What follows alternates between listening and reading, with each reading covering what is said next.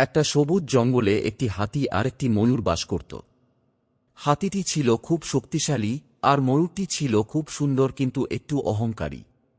একদিন ময়ূরটি নিজের রঙিন পালক মেলে হাতিকে বলল, দেখো আমি কত সুন্দর, তুমি তো শুধু বড় আর ভারী।